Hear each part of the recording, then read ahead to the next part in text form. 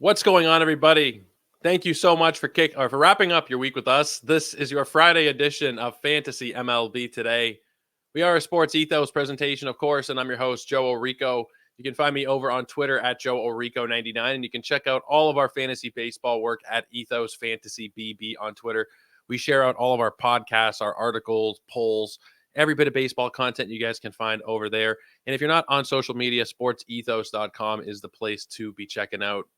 We're doing another team preview today. We're about half the way through. And like I said a couple days ago on the show, we're probably going to be wrapping these up in the first week of March. But we are continuing with the Chicago White Sox today.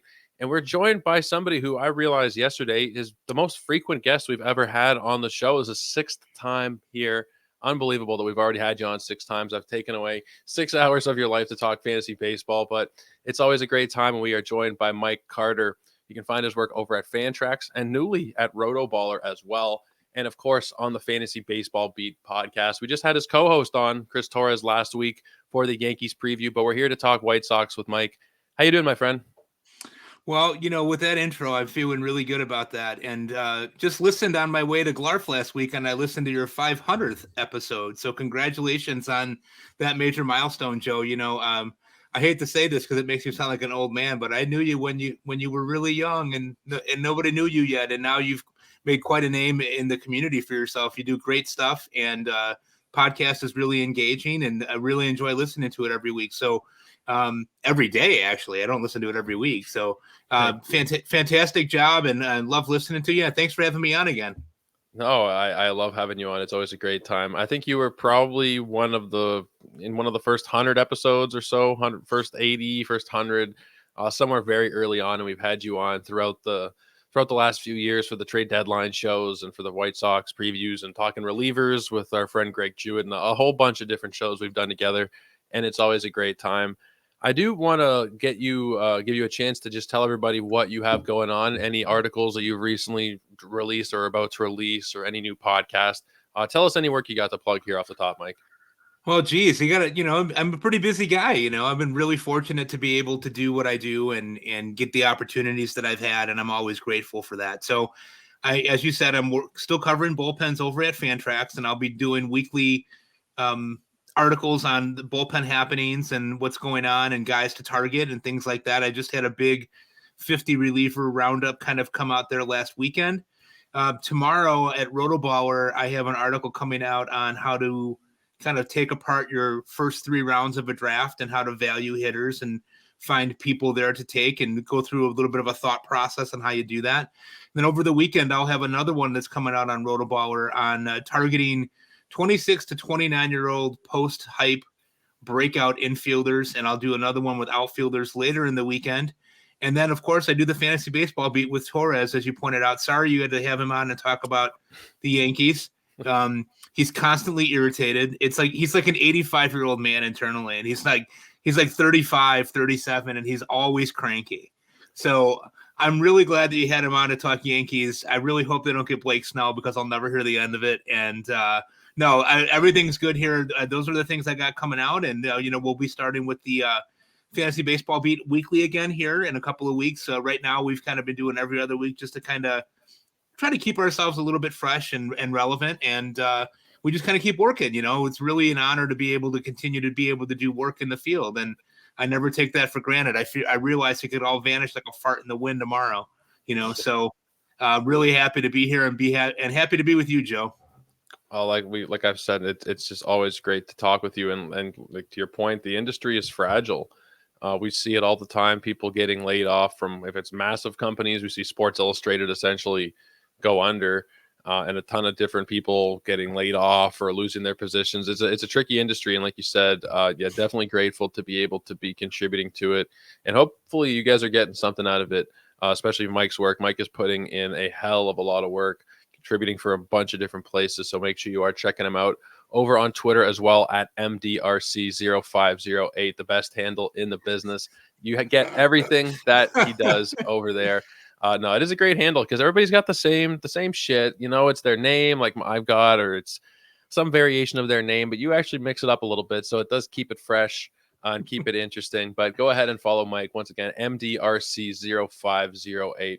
Make sure you're checking out everything he has going on. But let's talk some White Sox. Let's get into Oh, it, Mike. do we have to? I Do we know, have to? I know. I feel bad. I feel bad even reaching out to you. I know that you're the guy for the White Sox. I know you did Bubba's preview for the White Sox as well, and you're kind of the guy that in the industry we turn to for this team. I do apologize because it is a bit of a tricky subject because the team is not exactly fantastic at this point. But let's get into it individually. We're talking from a fantasy baseball point of view. There is some value, and just going through a couple of these team previews that I've done with some of the poorer teams, the Royals and the Athletics and the Nationals, there can sometimes be some pretty decent buying opportunities based on the fact that people are just kind of ignoring the players on the bad teams a lot of the time. But let's start with Andrew Benintendi. Let's start at the top of the order. I think he's likely to be at the top of the order. Maybe that's not set in stone, but I think he'll probably be there.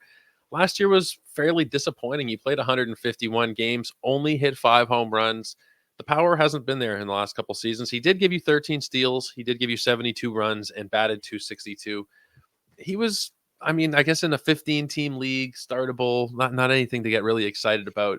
And this year you're getting him around pick 377 in these drafts that have taken place in January. What's your outlook on Benintendi this year, Mike? Are you interested in drafting him in any formats? Not really at this point. I think he's better waiver wire fodder at this point than anything. I think the thing that's interesting about him is that he's a better player in real life than he is for fantasy purposes, I think. He's only got 10 home runs combined the last 2 years. You mentioned he only had the 5 last year. Did have double-digit steals last year, but he's your classic kind of compiler. Like if he gets 650 at-bats, he's the guy that could get you 15 home runs, 15 stolen bases, although we really don't know exactly what his stance is going to be coming in this year in terms of if he's trying to hit for average or more power. If he's trying to hit for average, he didn't really accomplish that all that well last year either. I think he was in the 260s. He's not going to hurt you. Supposedly a pretty good glove in left field, although he didn't really show that last year. The one thing I would say to consider with Benintendi, though, is that there was a lot of talk here in Chicago that he was sort of hiding an injury last year and that wrist was really still bothering him. If he's through that and if he's going to play every day because let's face it, they have no other options really. And he stays healthy, he could put up a 15-15 type of season with a 270, 280 average. And if that wrist is better and if he changes his outlook a little bit on what he's doing, he could become a guy that's useful as a compiler. At pick 370, though, I don't know. At pick 500, a guy that's on the waiver wire, I think he's a guy that might be able to fill in and help you. I'm not sure that I would be drafting him. Maybe in 15s, as you said, 10 and 12s, no way. Yeah, if you're in like a draft and hold, I could see there maybe being some value there. But for most people, they're not playing in draft and holds. They're just playing in their 12-team leagues. Benintendi is not going to do enough from a power standpoint. There's probably, even though he's projected as leadoff hitter, that's not going to be like 100 runs like you'd see or 85, 90 runs like you'd see in a lot of teams. It's probably going to be closer to the 70 to 80 range. And, he, like you said, he needs to be a compiler. He's not somebody who does have that per game upside so much. He needs to be out there for 140 games in order to just kind of break even really and give you like 10 and 10 or 12 and 12. So, yeah, I think for the most part, Benintendi is somebody that I'm pretty happy to avoid this year. If I'm taking him, it's because maybe I want to secure a little bit of later batting average in a draft and hold. But for most of you guys, you don't really need to be interested in him, I don't think. Andrew Vaughn is somebody that I think is a bit more interesting, at least. The price is certainly lower than it has been. 234 is what we're seeing in the new year. Last year was, I guess, not exactly what we were hoping for, but it wasn't really that bad. He's somebody that I haven't really heard talked about so much this offseason, but 21 homers, 80 RBI, and he batted 258. That's pretty reasonable for somebody that you're not having to pay up until almost pick 250 for. I think that there's a pretty decent buying opportunity here for Andrew Vaughn. What do you think, Mike? Are we interested this year? Yeah, very interested, and I'll tell you why. I think that there's people that are missing kind of the point of the exercise when it comes to this guy. I think he's going to hit for a better average. I think he's going to hit for a little more power. Remember, when he was drafted, he was considered to be probably the best, most major league ready hitter in the draft when he was drafted. The Sox took him 3rd overall. He only had about 250 minor league at bats before he started residing on the South Side and being able to play. He's another guy who last year played through injury. He fouled the ball off his foot and he had some problems with that throughout. He played through it. They really didn't have a lot of other opportunities, other than Gavin Sheets, who's really not a guy that can play every day. I think Vaughn is a guy that could easily get 25 home runs. I think he's going to get 600 at bats if he's healthy. I think he could get 90 RBIs and help you out in that. The other thing I love about him is he's 25, and he's already got over, that magic number of at bats that we look for guys that are going to make that next leap up. I don't think he's a 35 home run guy. I think he's more of a contact guy. His K rate is really low. And he doesn't get a lot of credit for that, but his K rate's only like 20, 21%. That's good for a guy that might hit for some power. At that ADP, considering that I already probably have my first baseman on my roster, I think I'm going to take Andrew Vaughn as a corner infielder or as a utility guy. Yeah, that's perfect. You don't need to invest the hell of a lot in him as your starting first baseman. You can put him at a corner, you can put him at utility, and you might even, depending on your format, be able to have him as a reserve. And you might end up, like you said, 25 homers. You could see a 275, 280 batting average. The best case scenario is 90 to 100 kind of RBI season. There's a lot of upside, and there's room for growth. As you said, 25 years old, he could definitely improve over the next couple of years and make this ADP look pretty stupid. I mean, 234. It's between a range of 194 on the minimum side and 268 on the maximum side. It's just a really affordable price for somebody with a lot of upside in him still. Yeah, I think so too. And especially, I think there's been a lot of talk about how the White Sox are going to construct the top part of this lineup. And as of right now, it really sounds like Vaughn's going to hit second. And if he hits second, I like him even more. He was batting cleanup last year. He's probably a little miscast as a cleanup hitter. But this team, as we'll talk through, doesn't really have a legit cleanup hitter. Yeah. So we'll talk about that, I'm sure, later. Yeah, we're almost there. We're at the third hole in the lineup right now, which should be Luis Robert. I mean, I expect him to probably bat third. Last year was the first time we'd seen him actually have a full year, and I think White Sox fans, if they had anything to cheer about last year, it was him. 38 homers, 20 stolen bases. He ended up batting 264. Now, from what I recall, and I'm just going to double check and make sure I'm being accurate, the second half of the year, specifically the last month of the season, was kind of not great for him. September, October, 206 batting average, kind of dragged it all down. But for most of the season, you're looking at a guy who was batting about 280. You're looking at close to 40 homers and 20 stolen bases. I really like Luis Robert, and I've drafted him once so far this year as a third-round pick in a 15-team league. That's generally where he's going, about pick 33. Are you interested in him as a third-rounder this year? Absolutely. I think that he's a guy that he's obviously the best player they have. He's the best player they've had in many, many years since I've been watching the White Sox for 40 plus years now. He really kind of gives you hints that there's a monster season in there, right? That you could see a guy hit 40 home runs and steal 30 bases. He was pretty darn close last year anyway, right? Yeah. To your point, the injuries at the end of the season, he was really dinged up, and he was playing through some nagging injuries. He had a leg issue. He's had this hand issue that he has from time to time. This guy's kind of a unicorn. He's just kind of a freakish natural talent. Last year, what I liked what he did from a fantasy perspective. I think this made a lot of sense that he really surrendered some contact for power. And I think for him, that was a good trade-off because he's obviously a guy that can hit for major power. He's got great speed. I think that was a good trade-off. He struck out more, but even still, I think a 29% strikeout rate for a guy of his caliber is very livable for me. Yeah. So could you see a situation where the skills coalesce and he becomes a first round pick? Yeah. Is it this year? I don't know. None of us have a crystal ball, but if he plays 150 games, which is a huge thing on this White Sox team, they always have a lot of guys that are injured.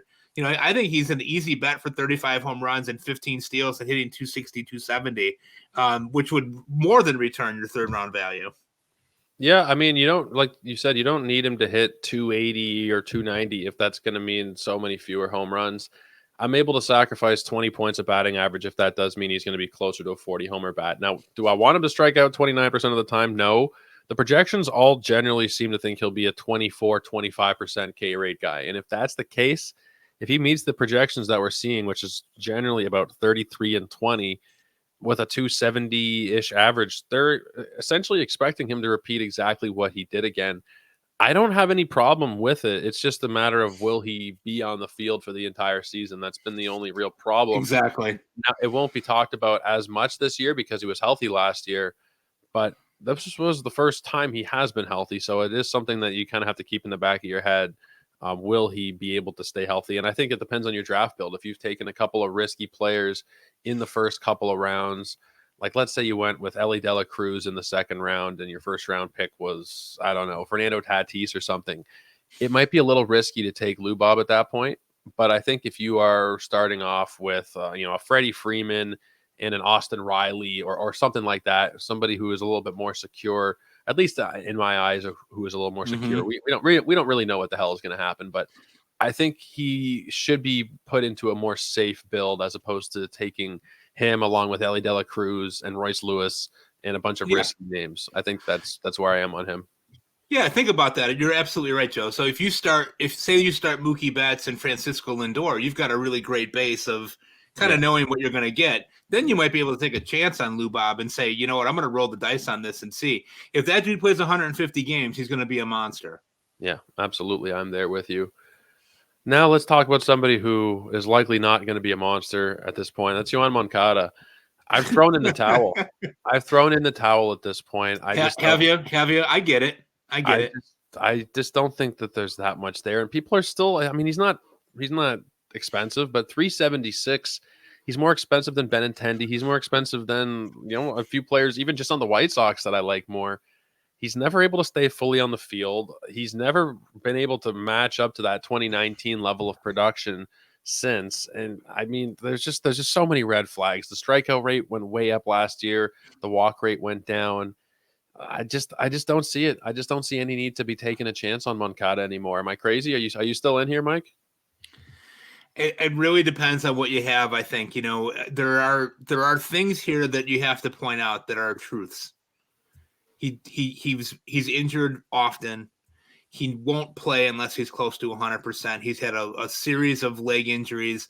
Last year it was a back injury. It was really painful. It sounds like it was really, really hard for him to do anything. They didn't really publicize it all that much. Brian Ramos is lurking. You and I saw him in Arizona when we were down there for the AFL.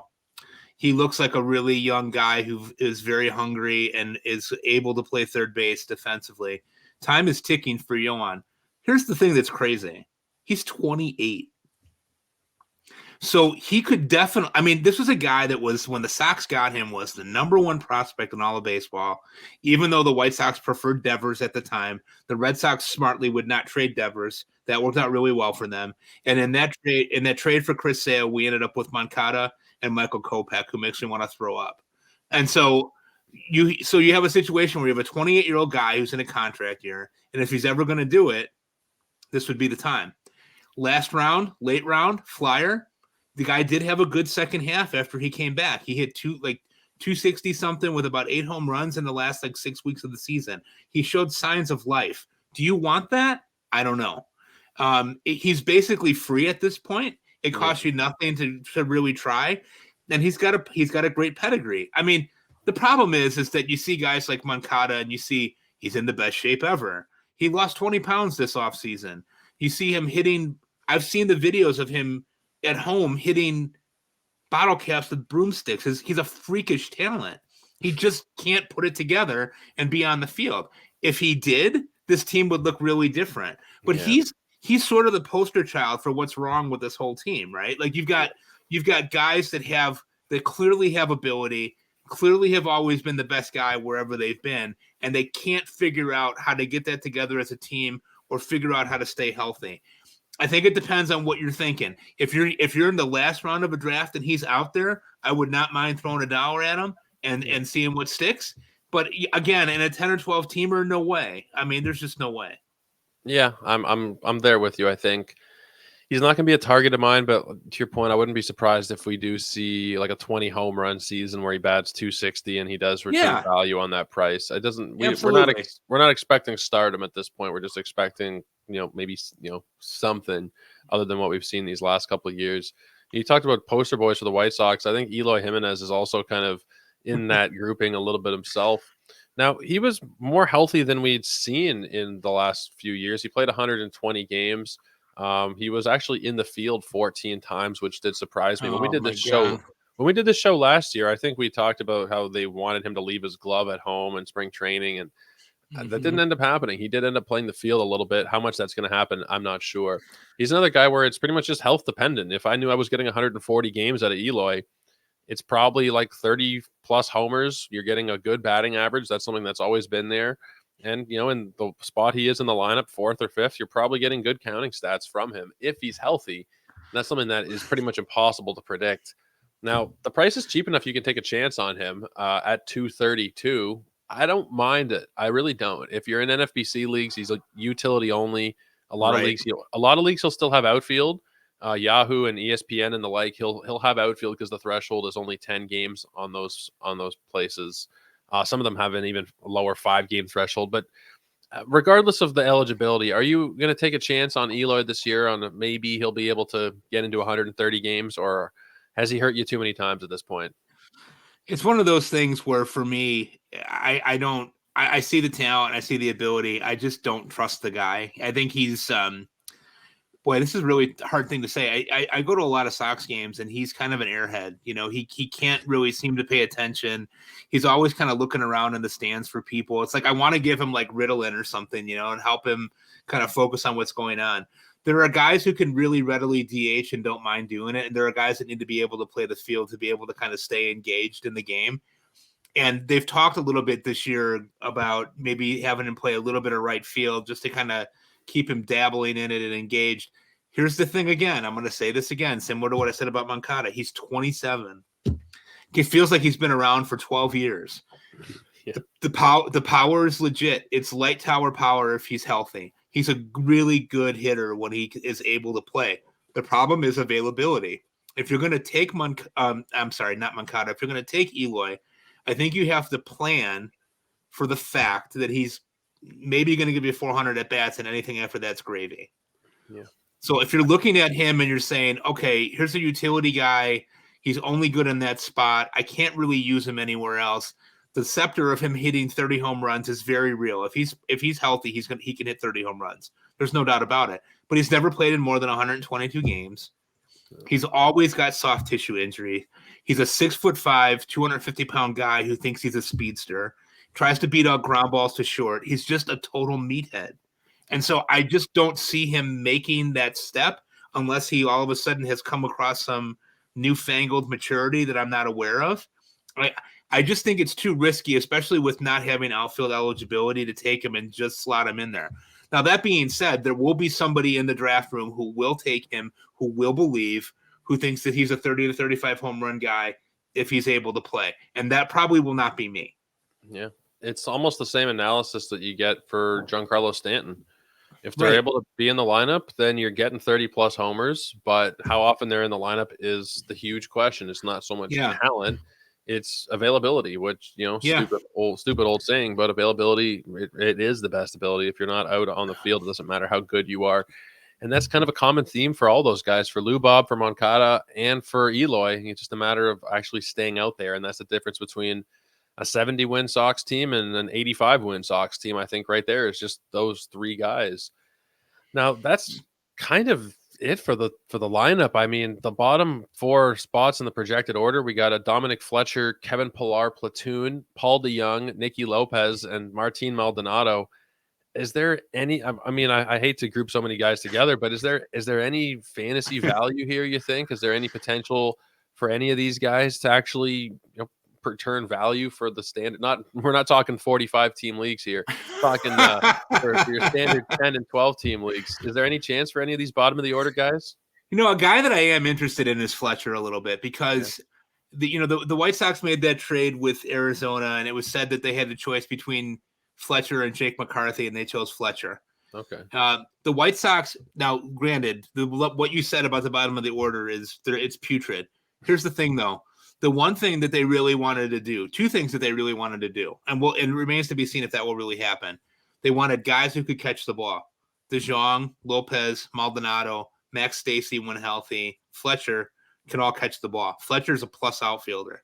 He's a really, really good outfielder. He can play all 3 spots.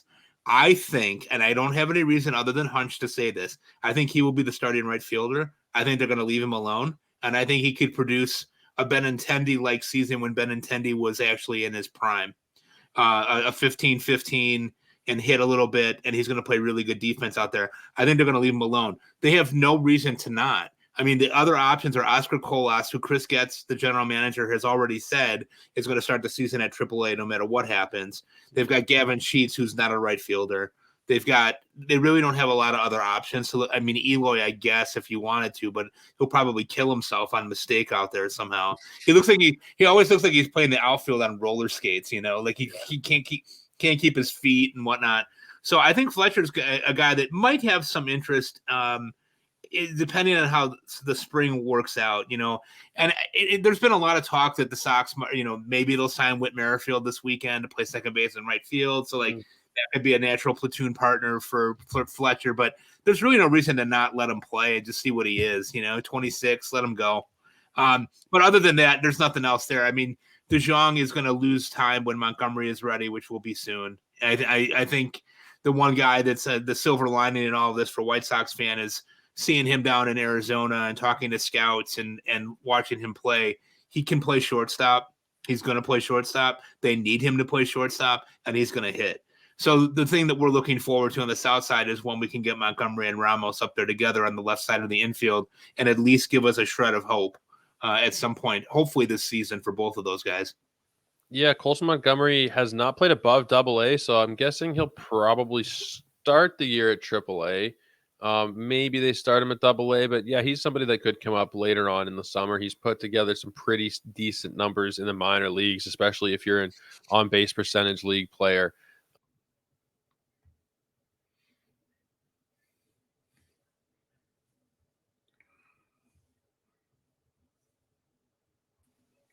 Lost connection there. I'm not sure what happened. It does happen from time to time here with my internet. Apologies. But I was just saying about Colson Montgomery. He's somebody that probably will be up. If he does come up, it'll be later on in the summer because he hasn't played above AA yet. His numbers were pretty solid in the lower levels.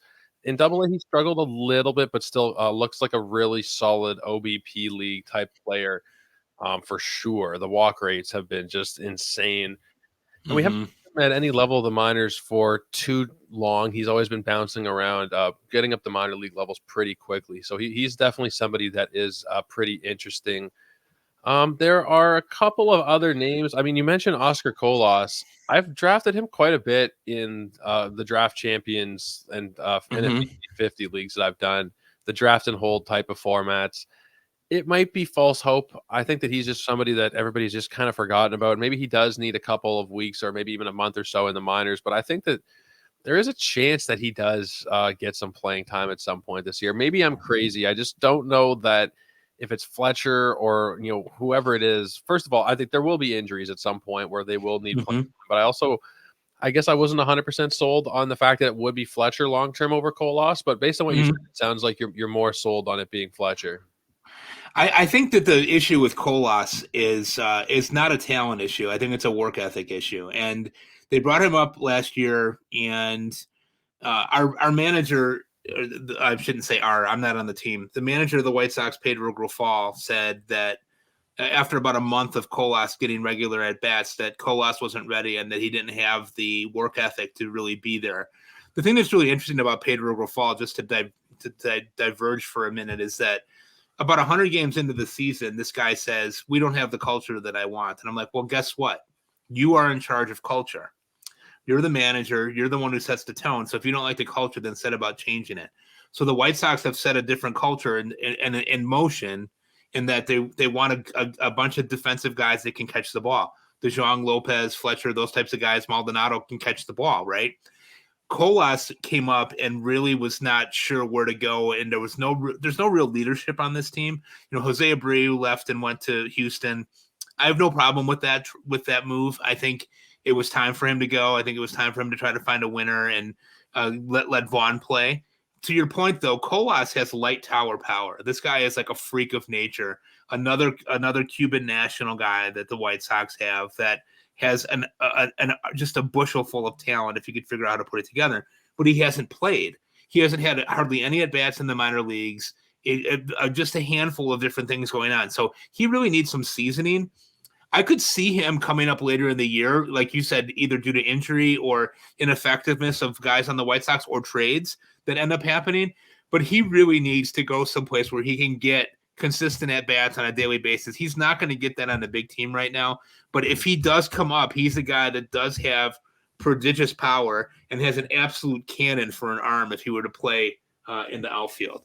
So he's definitely somebody. I think it's a smart move on your part to invest just a little bit in him, because I think he could have a role at some point. I have him on 3 draft and hold teams. I think that's probably going to be. I mean, I'm done with draft and holds at this point anyway. We're moving on to the fab leagues, but I think I'm done with my current shares. I'm going to hope for the best, and maybe something will happen in the middle of the summer. We'll get lucky because it's not a clear path, but there's potential for him to get a role at some point.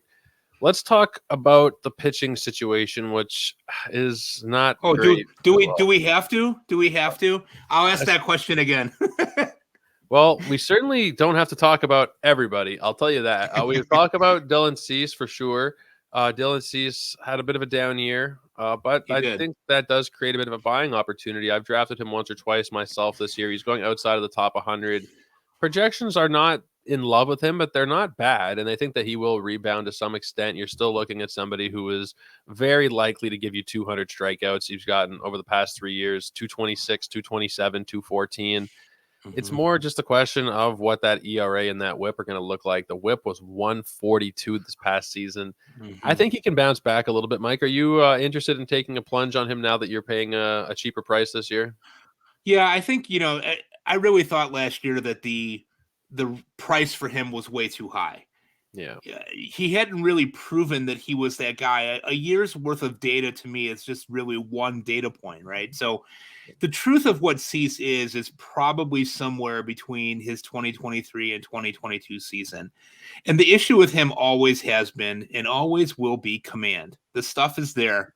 He's a guy that probably on a really good team is a number 2. I don't think he's an ace. I don't consider him in the same vein as a Pablo Lopez, say, or a Zach Wheeler. Obviously, and his draft price is lower than that. I think the thing that would really help Cease would be when the Sox move him, and they will move him, whether that be through desperation. The Orioles lost like half their team today to injury, it seems like, but maybe the Orioles want to make that overpayment and go for him, or wherever they end up trading him, even if he's at the deadline. That truth about him is somewhere in the middle of those two things. And I think if he goes to a place where someone can help him with the command issues, the thing that I find about him, and there are people who disagree with me about this, and I'll just say it anyway, because I know you don't mind if we have some disagreement, is that he doesn't attack the top of the zone. He almost seems like he's afraid to do that. And if he did that, he would be able to set up his secondary pitches in a much better fashion. I look at him sometimes and I don't think that he believes. I don't think that he believes that he's really as good as what he is, because I see him pitch and I'm just like, what I wouldn't give to have my right arm be able to throw that way, right? Because if I were a pitcher and I had his stuff, I wouldn't give a damn who was batting. I would just be mowing people down, right? I think that he gets in his own head a lot, and he's a really good guy. He's a really good teammate from what everybody says. They really got to move him. And what I'm worried about as a fan, not as a fantasy player, is that they've blown their opportunity. Like, I'm worried that if he comes out and he's not great and he throws a 4.50 ERA, they're not going to get something really great for him in return, So yeah. I would really hope that they would move him now. It doesn't look like that's going to happen unless somebody really is desperate or somebody gets besieged by injuries in spring training and feels like they have to make that move, especially with Snell and Montgomery both unsigned still too, I don't know. I'm not sure what the market is anymore, but he's clearly their ace. He's starting opening day here for sure. They've already announced that if they keep him. I think at this point he's probably starting the year as a White Sox, and then we'll see what happens from there. A lot of people said with the Orioles, the Corbin Burns move was their Bradish response, that they kind of knew that Kyle Bradish was injured and we just didn't know as a public. So that was their move they made. So I think expecting a Snell or a Montgomery move for the Orioles or even a Dylan Cease, I'm not sure what's going to happen. At this point, I think Cease is kind of interesting as your third starter, maybe your fourth starter, depending on how deep your format is. He's not somebody that you need to draft as an ace, and there is ace potential in there. And I think at the price, especially depending on your build. Again, a lot of things are build dependent at that point. if you have already a ton of strikeouts, if you've drafted Gosman and whoever else, Zach Wheeler, and if you have a solid base of strikeouts, you probably don't need to as much. If you want to pair him with like a George Kirby, I think that type of move would make sense. Somebody who is going to be maybe not striking out as many batters, but is more of a sure thing in terms of the ratios. So kind of balance out with like a Kirby type. I think that does make sense for Dylan Cease. Eric Fetty is the new addition to the team, slotted in as the number 2 starter. I don't know what to make of him. I really don't know what to make of Eric Fetty at this point. His year in Korea last year was absurd. He was 20-6 in terms of the win-loss. He had a 2 ERA on the button, and he struck out almost 30% of his batters. Now, that's in Korea. That's right. going to be quite a bit different than what we see over here, probably. And, his major league career has been a 5.41 ERA with only a 17.5% strikeout rate. So I don't know what to expect. What are you expecting this year from Eric Fetty in year 1 back in the bigs, Mike? Well, I have to shout out your fellow countrymate, fellow great Canadian, Tim McLeod, who, when the White Sox did this, reached out to me and said, well, I really like this for your team. So he took me through a long projection and ideas about what Fetty was, and it really kind of warmed me up to the idea of having him. I've actually taken Fetty in a couple places. It wouldn't be the first time that we saw somebody go to the KBO and come back and be a pretty good player, right? So we think about like Merrill Kelly, Miles Michaelis. If he's somewhere in between there, the Sox would be thrilled. They didn't spend a lot of money on him. He's another guy that if he comes back here and does well, could be a trade chip for them on a rebuilding team.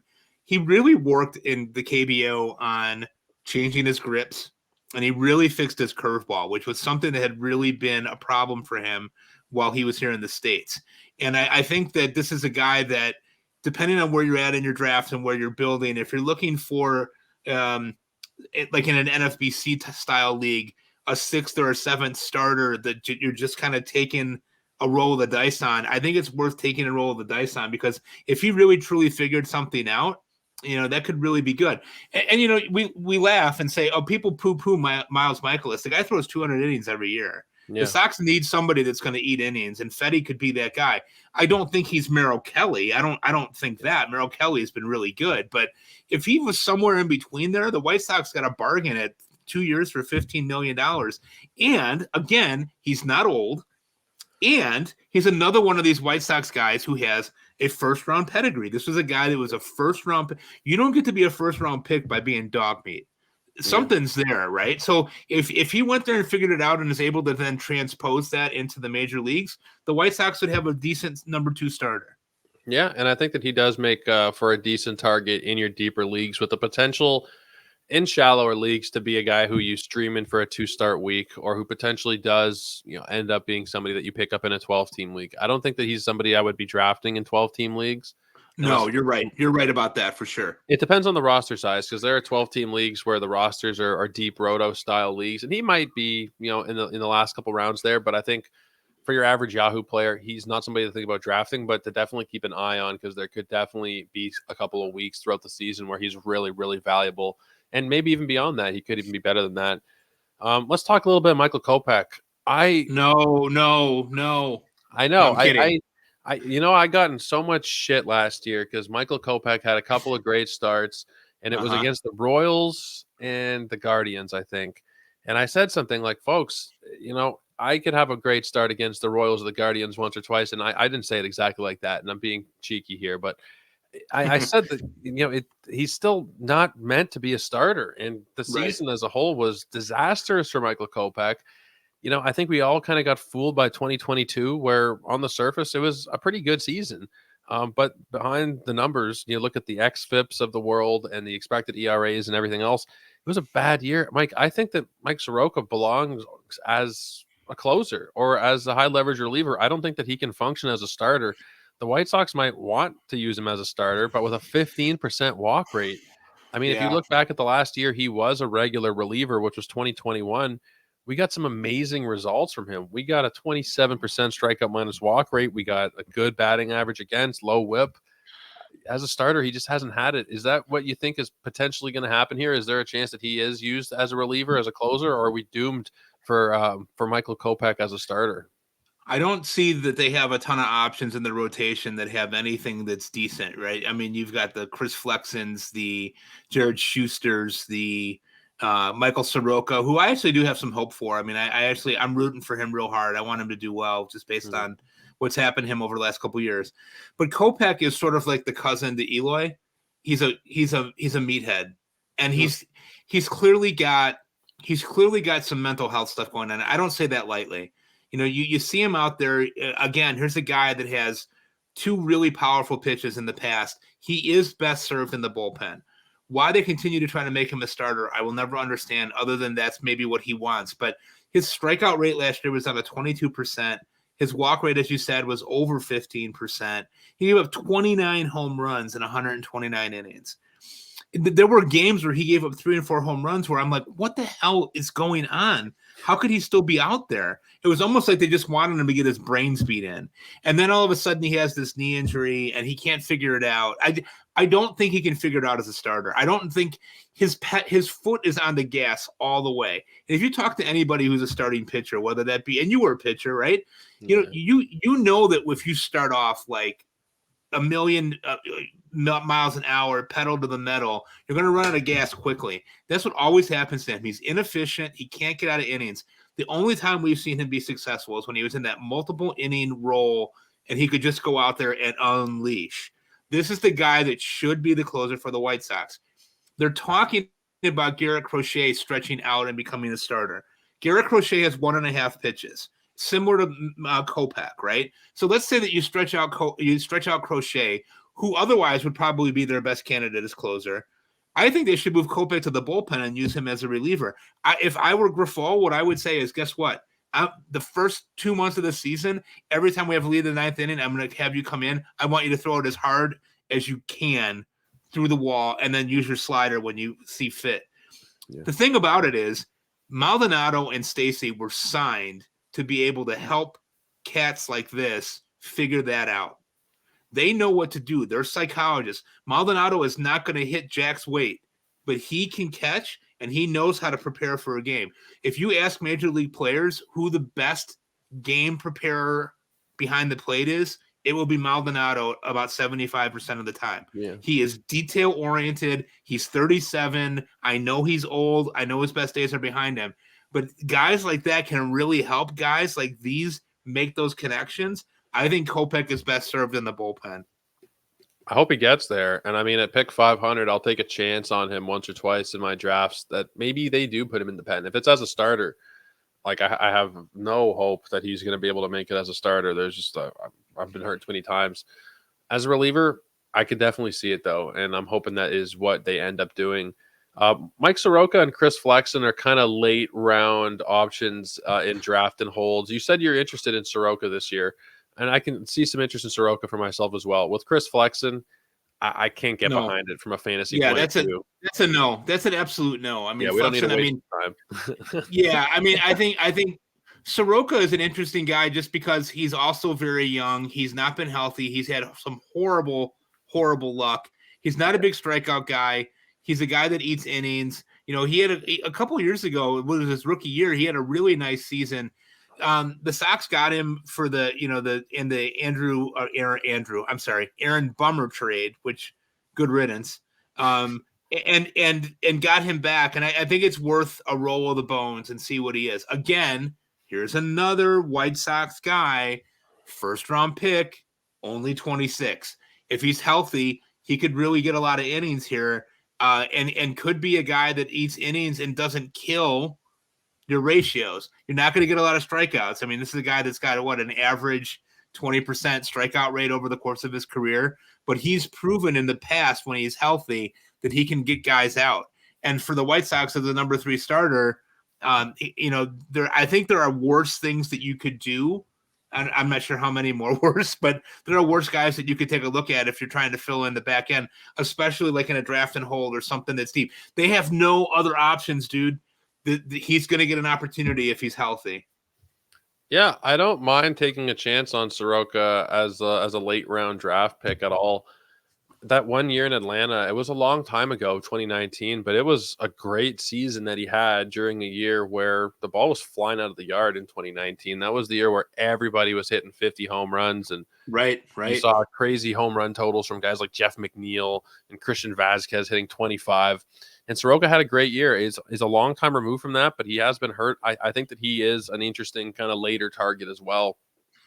In terms of Chris Flexen, I think he's arguably the worst pitcher in all of baseball. He is from a fantasy point of view. I mean, I don't mean to pile on, but from a fantasy point of view, like there's nothing. The strikeouts are some of the most abysmal strikeout rates you'll ever see with Chris Flexen. So I mean, if you're starting him in any given week this year, do the sign of the cross before you hit submit on your lineup because it's not going to be looking terribly great. I don't think.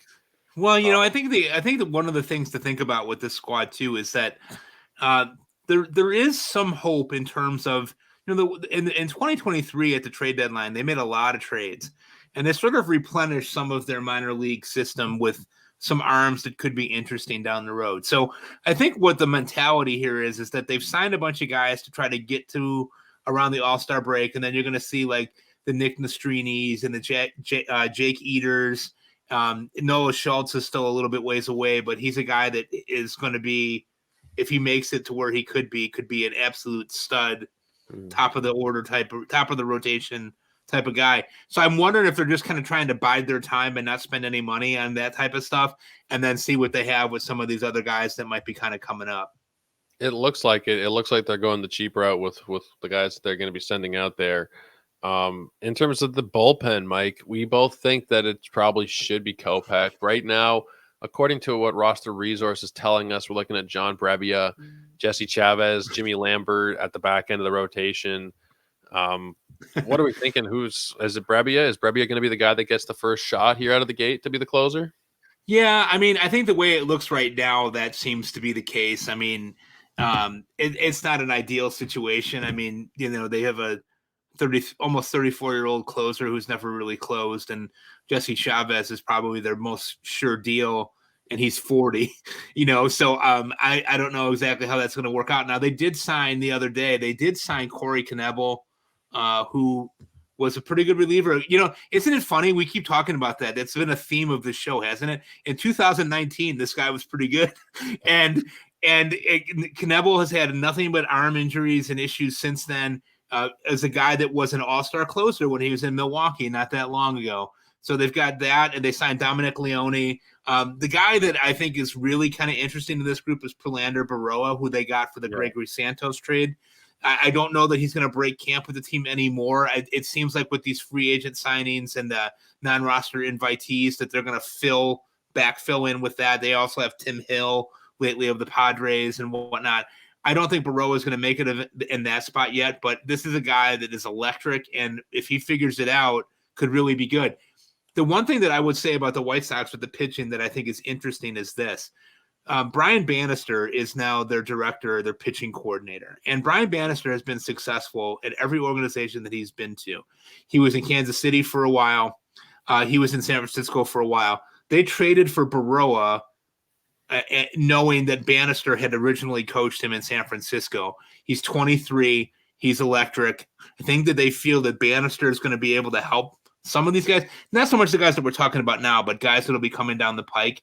They've really struggled to develop pitching. Anyone who watches baseball knows that the White Sox have really struggled to be able to develop pitching. Their pitching coach is Ethan Katz, who was the pitching coach for Lucas Giolito and Max Fried and Jack Flaherty in high school. He's really had a mixed bag of success as far as I'm concerned as a major league coach. I think Bannister is a guy that could really kind of help turn that around a little bit. I'm hopeful anyway. I mean, we have to grasp at some level of straw here, Joe. Yeah, that's what you have to do. If there's anything for me from a fantasy point of view, it's that the closer situation here, if you are somebody who likes to speculate on relievers, if you're somebody who reads Mike's work, that's something that you should be doing. I think that you can at a pretty reasonable price this year, whether you think it is going to be potentially Kopech who gets moved into the pen. He's going to pick 500. Garrett Crochet is 534. John Brebbia is 556. Baroa is 635. So if you're somebody who plays in draft and hold leagues and you are not somebody who was able to secure the Haters of the world and the Diaz's of the world, you could maybe speculate. Not that it's a great situation to be in, having to roster 2 or 3 different guys on a draft and hold to kind of speculate for saves, but you can get to a point of a draft where you're kind of desperate, and I think that Mhm. there's a situation there where you could take 2 or 3 of those guys in the later rounds, and you're probably going to end up with the closer. It might be split up like 7, 7, and 7 or something between 3 of those guys, but there is some value saves available there. You don't have to get all your saves in the first few rounds. Now, the Right, last right. point there for me is that if you are playing in a 10 or a 12 team league, I wouldn't bother with the White Sox bullpen situation. It's going to be probably a bit of a Absolutely. headache. It's going to be a bit of a headache to get figured out who it is going to be, and whoever it does end up being, we're not talking about. Again, I'm not trying to pile on, but we're not talking about a 100-win team where there's going to be 40 saves to be spread around, Mhm. 45 saves or whatever it's going to be. It's going to be like maybe 30 saves split a few different ways. So if you are in a shallow league, I would just try and avoid this situation altogether if you could. Unfortunately, at this point, unless Liam Hendricks is still out there and he's talking about maybe signing. And you think there's any chance of a reunion at this point? Well, people here love him, and he liked Chicago, from what we were told. I think there's an opportunity there. I mean, I don't think he's going to be back this year. If he does, it'll be he's very aggressive, and he's very much thinking that he's going to make it back sooner than what he does. With the way that this team is constructed and the fact that they're going to be pretty bad this year, I don't see that necessarily being a match for him unless he signed a multi-year deal at a lower, contract rate or something like that to rehab with the Sox. But people here loved him. I mean, he was super involved in the community. He's a great guy. He's really into anti-animal cruelty societies and really big into gay rights and LGBTQ and questioning. He was wonderful in that regard. And as the father of a gay daughter, like, I love that about him. Like, he was super involved, like not just giving money, but super involved. Like, he's a really great guy. So I hope whatever he does, I hope he ends up healthy and that he lands on his feet because he's a warrior. I hope so as well. People aren't really drafting him so much. He's been taken in a total of 3 draft and holds in the new year. Wow. Wow. Out of 76, he's been drafted 3 times. So maybe a couple people are kind of hopeful there with their last round pick. We know how great he can be, and like you said, he's a great individual as well. Can't not believe the Blue Jays let him get away, and then he becomes the superstar. But that's kind of the story of our life down here in Toronto. Mike, I know you can think something similar with the way that the White Sox have gone these last couple of years, but I appreciate you taking an hour out of your day to to talk about this wretched team with me. Joe, anytime. I'm always happy to talk ball with you. And it was great seeing you again this past year in Arizona. I'm guessing that will be an annual tradition for us to Oh, get together and have a beer and break bread every once in a while down there. And I really thank you for the opportunity to come on. I know you've had a lot of incredible guests. You get really great people to come on. Your show is really always very good, well thought out. You're a great host. I appreciate being on with you. And I do take pride in the fact that I've been on more than anyone. Although, if that changes here shortly, you'll have to let me know because I want to be able to keep my record. yeah, I mean the numbers are always going to be bouncing around. I do have, I try and mix it up and bring on new people, but you do end up getting closer with certain people in the community that you end up wanting to talk to more, and you're definitely one of those people.